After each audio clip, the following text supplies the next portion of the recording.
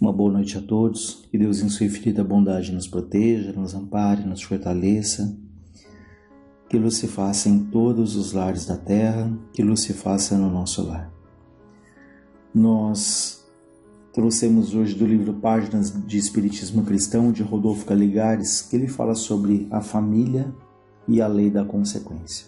Ele nos diz: nada mais comum nesse mundo que o encontrarem-se no seio de cada família pessoas de gostos e tendências completamente diferentes, antagônicas até.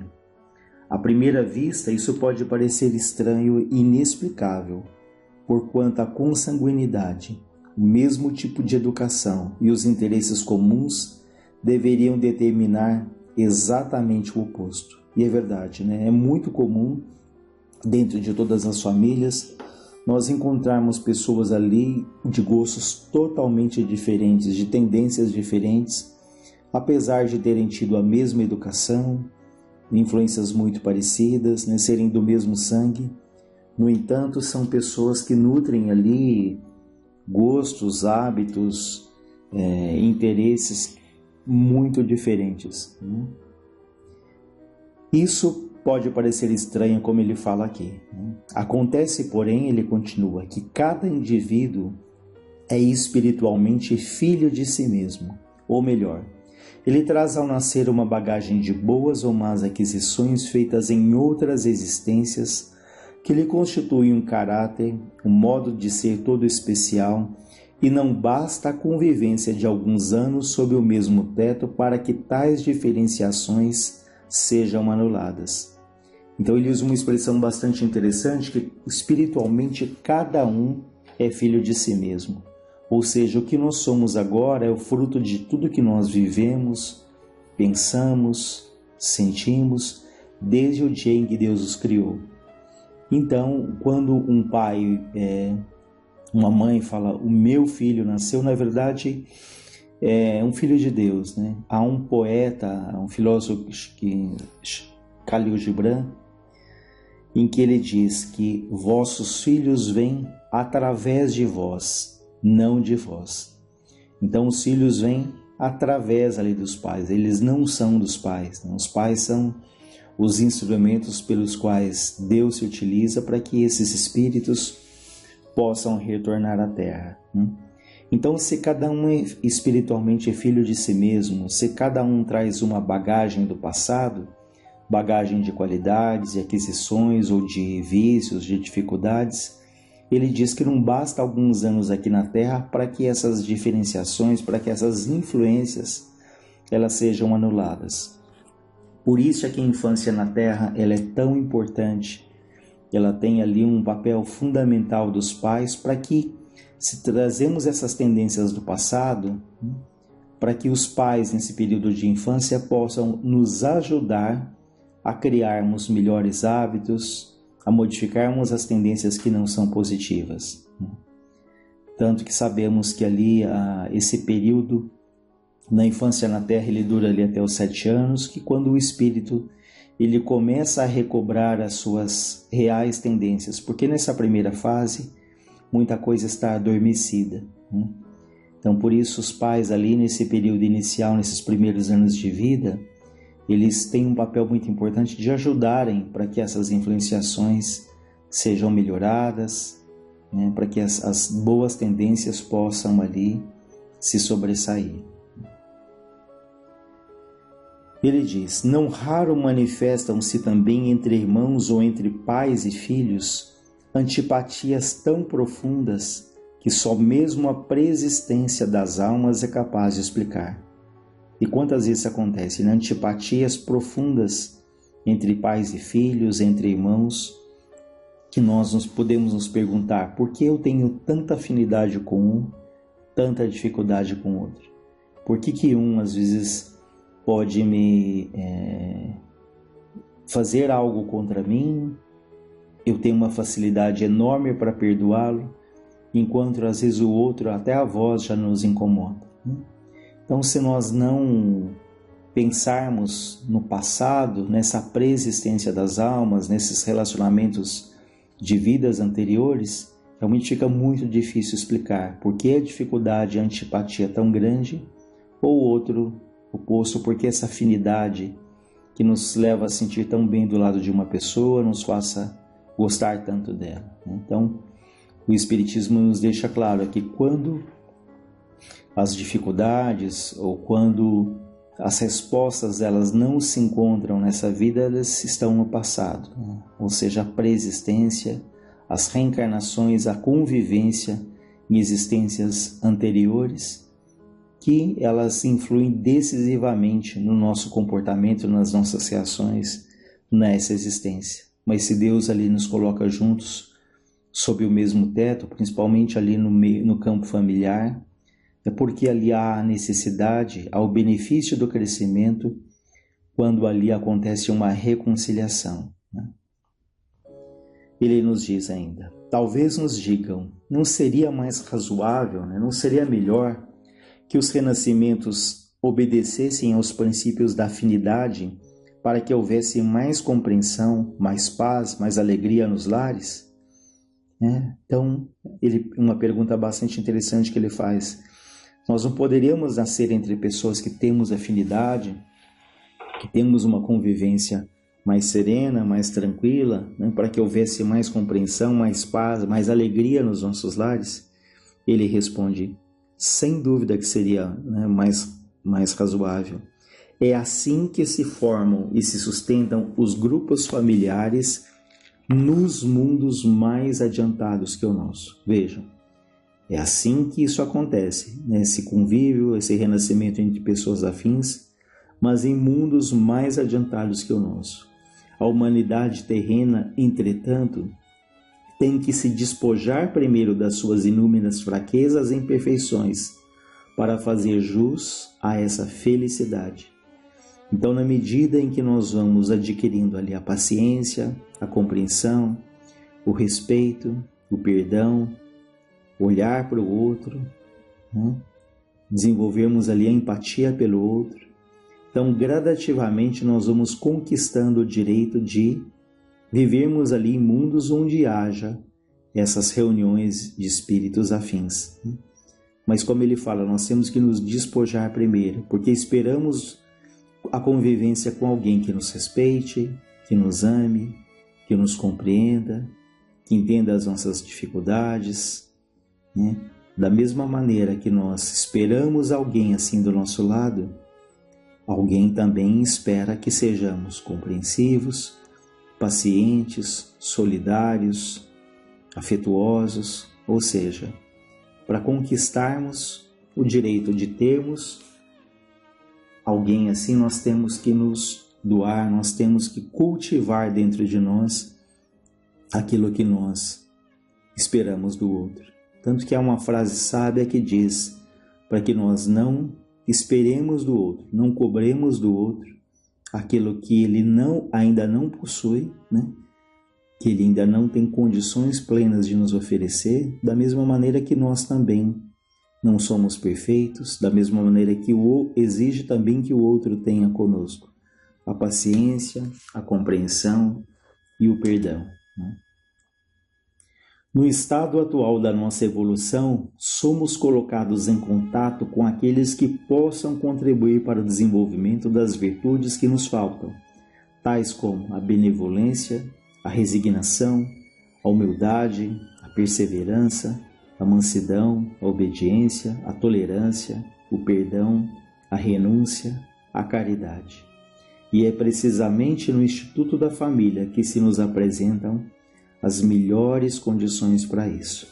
Então é dentro do campo familiar, nessa sagrada oficina que nós estamos, é que temos as melhores condições de desenvolvermos esses pontos que ele fala, a benevolência, a resignação, a humildade, a paciência, porque podemos ali ser gentis, atenciosos, com os amigos, no ambiente de trabalho, com os que nos cercam, mas é dentro de casa em que nós de fato mostramos ali quem nós somos. Então ali é a oficina sagrada que temos a oportunidade de desenvolver essas qualidades para essa reconciliação, ou quantas vezes temos ali as nossas afinidades, aí a nossa gratidão a Deus para que esses laços sejam fortalecidos, né?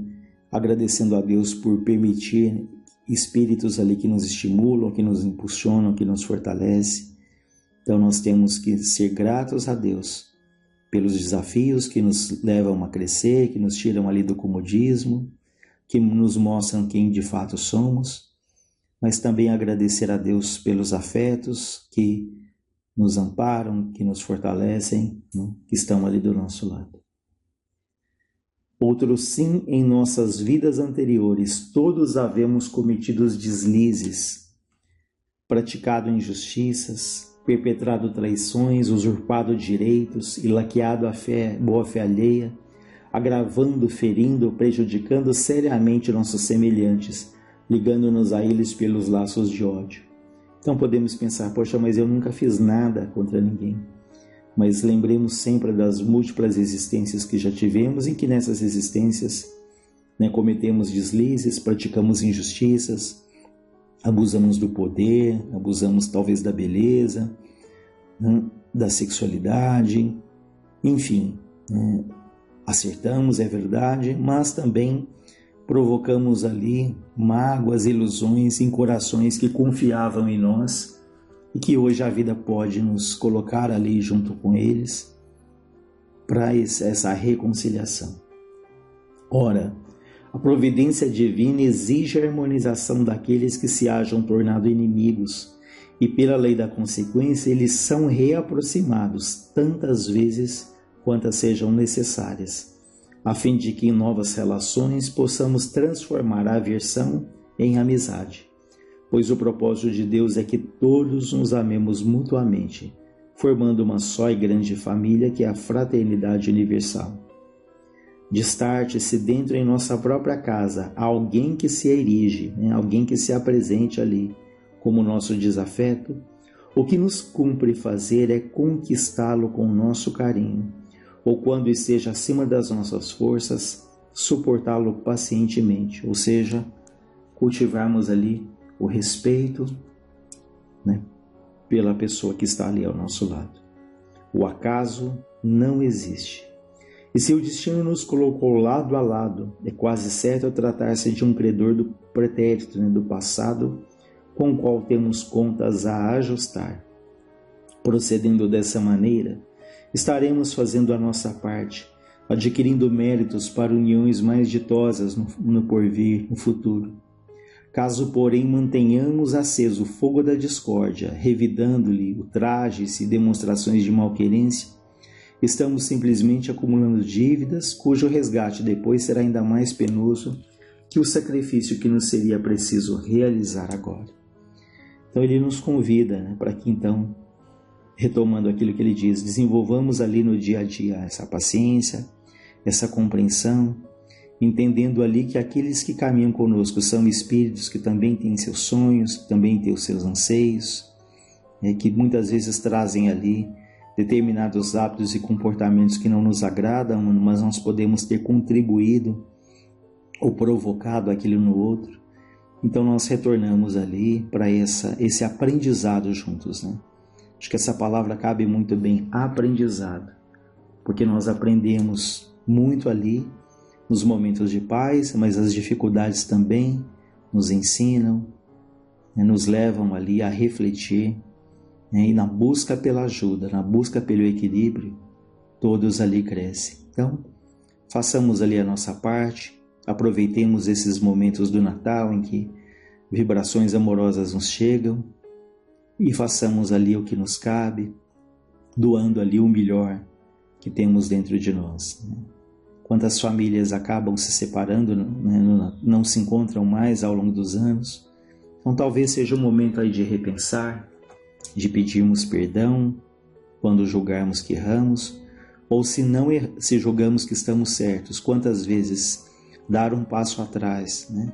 Quantas vezes abrir a mão dos nossos supostos direitos pode ser ali um início de uma reconciliação que seria tão saudável para todo mundo, né? Porque às vezes foram pequenas coisas, mas essas pequenas coisas se tornaram grandes mágoas, justamente pelo nosso orgulho, pela nossa vaidade, que se recusa ali a abrir mão dos nossos direitos.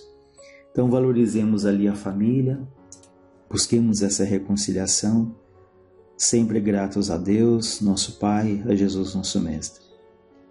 Uma boa noite a todos.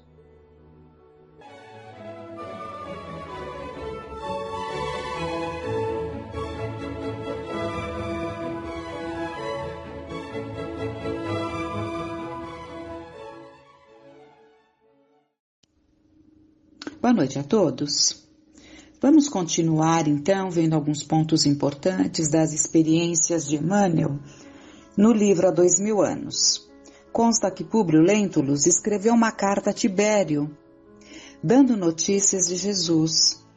Não devemos esquecer, nós encontramos no livro, que Públio permanecia na Palestina com poderes amplos na qualidade de emissário de César e do Senado, e a quem todas as autoridades da província, inclusive o governador, eram obrigados a acatar com especial atenção e máximo respeito. Temos um outro trecho que também valida essa situação dele estar ali a serviço de César. É o momento em que ele fala, o Públio fala para a esposa Lívia: estejamos sossegados, minha Lívia, porque tudo está pronto e a nosso inteiro contento. O imperador prontificou-se a auxiliar-nos generosamente com as suas ordens diretas e daqui a 3 dias uma galera nos esperará nas cercanias de Hóstia, de modo a viajarmos tranquilamente.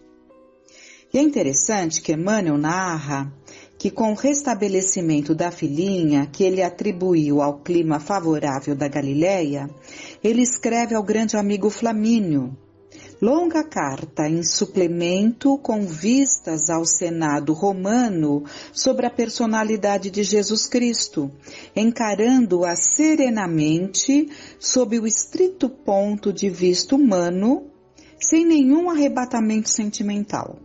Possivelmente essa mesma ou outra que foi encontrada endereçada a Tibério César nos arquivos do Duque de Cesadini. Então vamos ver a carta que foi encontrada.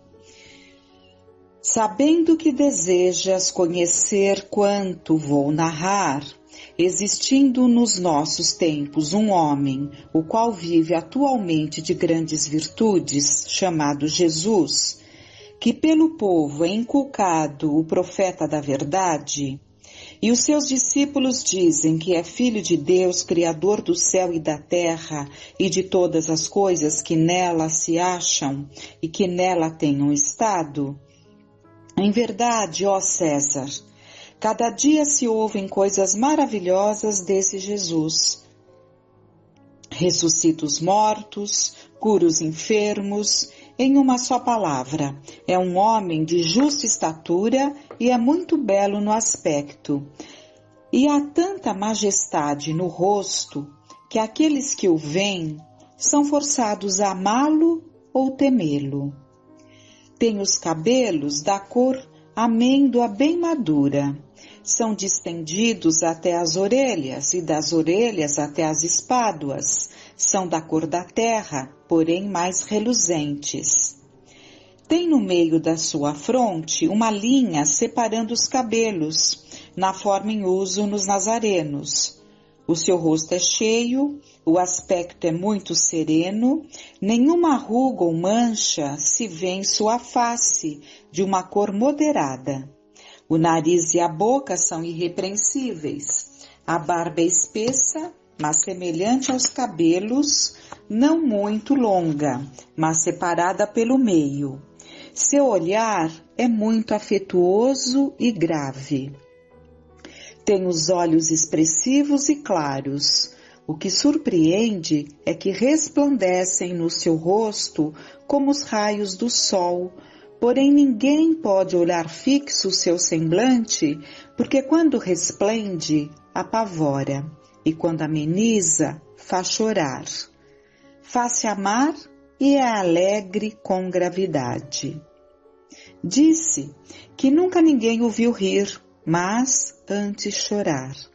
Tem os braços e as mãos muito belos, na palestra contenta muito, mas o faz raramente e quando dele se aproxima, verifica-se que é muito modesto na presença e na pessoa. É o mais belo homem que se possa imaginar, muito semelhante à sua mãe, a qual é de uma rara beleza, não se tendo jamais visto por estas partes uma mulher tão bela, porém, se a sua majestade tua, ó César, deseja vê-lo, como no aviso passado escreveste, dá-me ordens, que não faltarei de mandá-lo o mais depressa possível. De letras, faz-se admirar de toda a cidade de Jerusalém. Ele sabe todas as ciências e nunca estudou nada. Ele caminha descalço e sem coisa alguma na cabeça.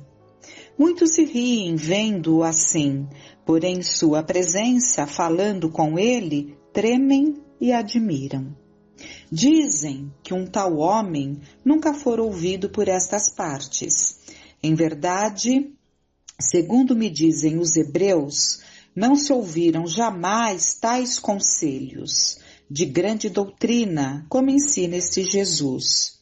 Muitos judeus o têm como divino, e muitos me querelam, afirmando que é contra a lei de tua majestade.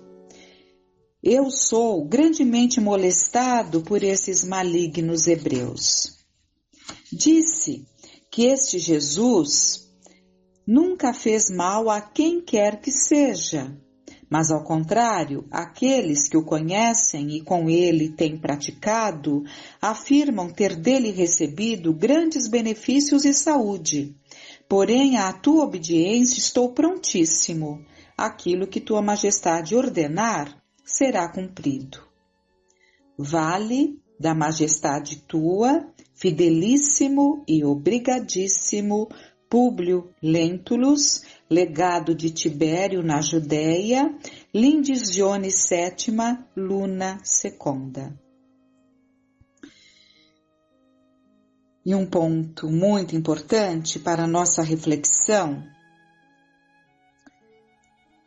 que ocorreu por volta do ano 58, quando Públio vai receber uma grande homenagem em Roma e tudo se dá exatamente quando ele reconhece o grande erro que havia cometido ao dar crédito a planos diabólicos que ardilosamente apontaram para o adultério de Lívia.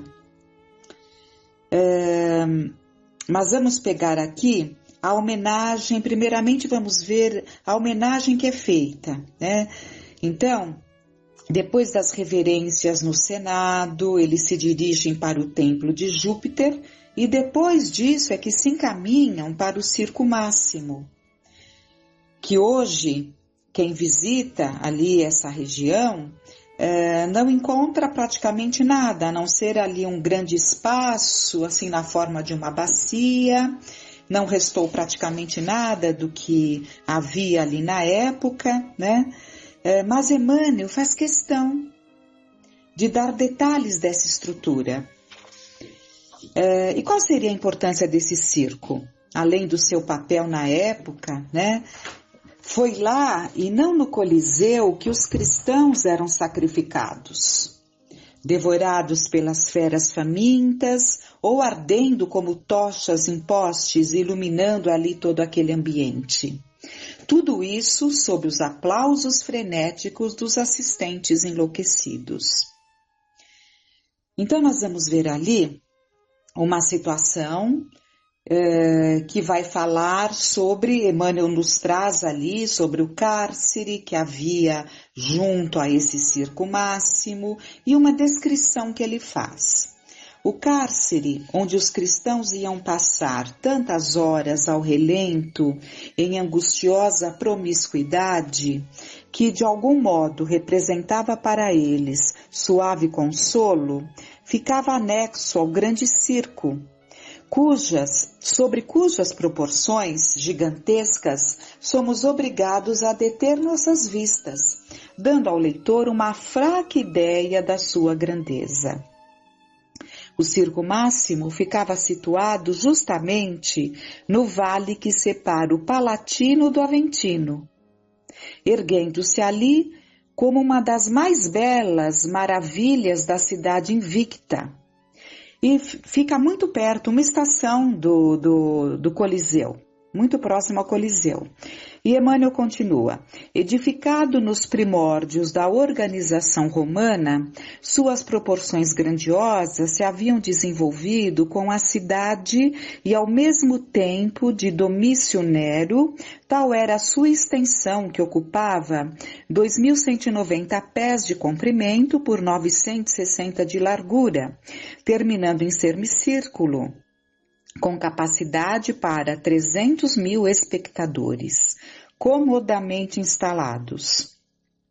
De ambos os lados corriam 2 ordens de pórticos superpostos, ornados de colunas preciosas e coroadas de terraços confortáveis. Naquele luxo de construções e demasia de ornamentos, viam-se tascas numerosas e inúmeros lugares de devassidão, a cuja sombra dormiam os miseráveis e repousava a maioria do povo embriagado e amolecido nos prazeres mais hediondos. 6 torres quadradas, denotando as mais avançadas expressões de bom gosto da arquitetura da época, dominavam os terraços, servindo de camarotes luxuosos às personalidades mais distintas nos espetáculos de grande gala. Largos bancos de pedra, dispostos em anfiteatro, corriam por 3 lados. Localizando-se em seguida, em linha reta, o espaço ocupado pelos cárceres, de onde saíam os cavalos e carros, bem como escravos e prisioneiros, feras e gladiadores, para os divertimentos preferidos da sociedade romana. Sobre os cárceres erguia-se um suntuoso pavilhão do imperador, de onde as mais altas autoridades e áulicos acompanhavam o César nos seus entretenimentos. A arena era dividida longitudinalmente por uma muralha de 6 pés de altura por 12 de largura, erguendo-se sobre ela altares e estátuas preciosas que ostentavam bronzes finos e dourados.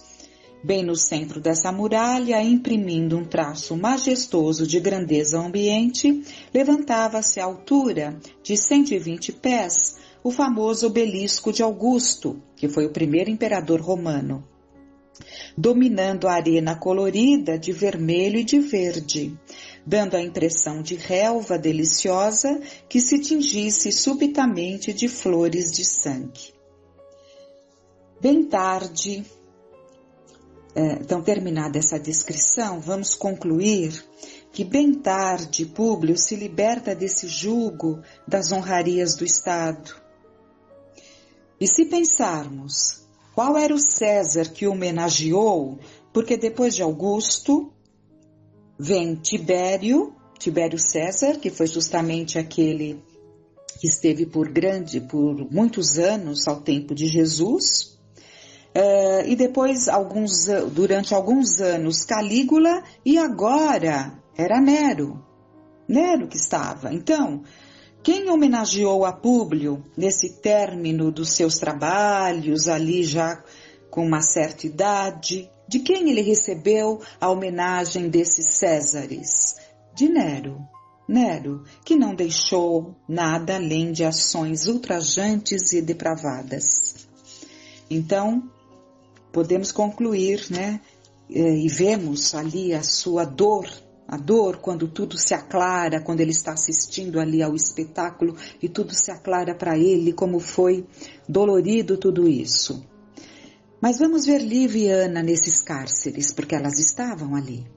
Todos presos, quando reunidos nas catacumbas, ouvindo as colocações sobre Jesus, ao mesmo tempo em que Públio está ali no circo, mas desta vez sentindo-se horrorizado com tudo que via, e ansioso por chegar em casa e depositar todo o seu amor aos pés de Lívia. Esse era o plano dele. E vamos encontrá-las conversando no cárcere, e justamente aí vamos ver um ponto muito importante. Depois, diz Lívia, minha querida Ana, é muito grato ao coração sonhar com o seu reino santificado e misericordioso. Vermos de novo as mãos suaves do Messias abençoando-nos o Espírito com seus gestos amplos de caridade e de ternura. Lívia tinha um clarão divino nos olhos, que se molhavam em lágrimas espontâneas, como se houvesse caído sobre o seu coração o orvalho do paraíso.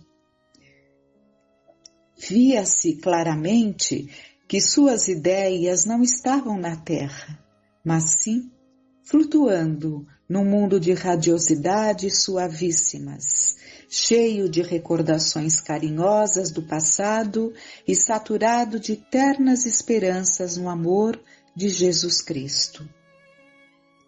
Sim, continuava falando, como se fora tão somente para a sua própria alma, na intimidade do coração. Ultimamente, muito me tenho lembrado do Divino Mestre e de suas palavras inesquecíveis. E ela continua.